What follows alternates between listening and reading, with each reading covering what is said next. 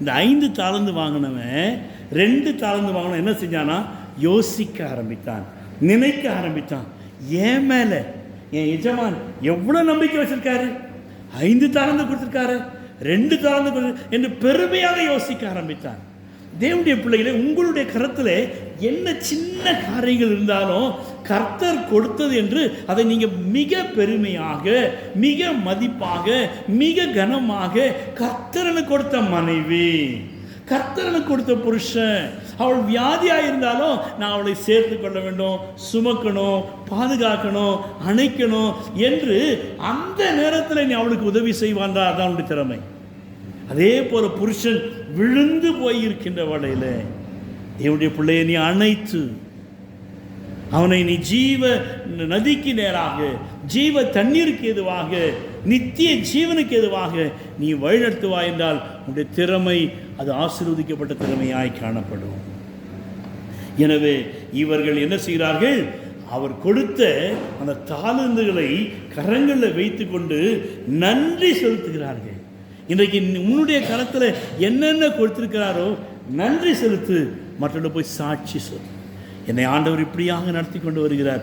என் பாடுகள் மத்தியில், என் கஷ்டங்கள் மத்தியில், என் பிரச்சனைகள் மத்தியில், என் சோர்வுகள் மத்தியில் கர்த்தர் என்னை இப்படியாக நடத்தி கொண்டு வருகிறார் என்று சொல்லி நீ கர்த்தருடைய வார்த்தையை, கர்த்தர் உனக்கு செய்த நன்மைகளை நீ சொல்ல ஆரம்பிக்க வேண்டும். தேவனுடைய பிள்ளையிலே திறமை உன்னிடத்தில் இருக்கிறது. ஆமென். ஆமாம், அவங்க கையில் கர்த்தர் அருமையான திறமையை கொடுத்திருக்கிறார். அந்த திறமையை கொண்டு நாம் அநேக காரியங்களை செய்ய வேண்டியவர்களாக இருக்கின்றோம். கர்த்தர் அதை உன்னிலே என்னிலே எதிர்பார்க்கிறார். இல்லாதவனிடத்திலிருந்து, யாருங்க இல்லை இல்லைன்னு சொல்லிட்டு இருக்கார். என்ன சொல்லாத? அரிசி இல்லை, பருப்பு இல்லை, எண்ணெய் இல்லை, இது இல்லை, இந்த மனுஷனா, இந்த பொம்பளையா ஒன்றுத்துக்கு சரியில்லை, சமையல் செய்யறதில்லை, ஆனால் அவனை போய் படுத்துக்கிறா. எதுக்கு? அவள் படுத்துனா நீ எழுந்து செய்யு, அல்ல அவர் படுத்துனா நீ எழுந்து செய்யு. அதெல்லாம் அவங்களால முடியாதுங்க. தேவனுடைய பிள்ளையே, இல்லை என்கிற பகுதி இதெல்லாம் வருகிறது. உன்னுடைய வாழ்க்கையில் இல்லை என்கிற பகுதிக்கு இடமே கொடுக்காது. ஆண்டவர் என்னென்ன கொடுத்துருக்கிறார் அதெல்லாம் பாருங்க.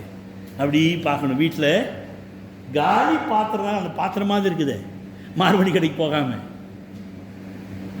நன்மையை நினைத்துக் கொள்ளுங்க. அதை காலியாக இருக்கிற பாத்திரத்தை பார்த்துட்டு என்ன சொன்னோம்? அவர் செய்த அதிசயம் 1000 அல்லோ, விவரிக்க முடியாதையா, விவரிக்க முடியாதையா. என்னத்த காலி பாத்திரம் அவர் பார்ப்பாரு, என்னடா காலி பாத்திரம் பார்த்து இந்த பொம்பளை பாட்டு நிரப்பி கொடுத்துருவார். வசனம் சொல்லி என் பாத்திரம் போட, அந்த வசனத்தாங்க பாத்திரத்தை பாரு, ஆண்டவரே என் பாத்திரம் நிரம்பி வழிகிறது சொல்லி பாருங்க, ஆண்டவர் நிரப்புவார். ஆமென்.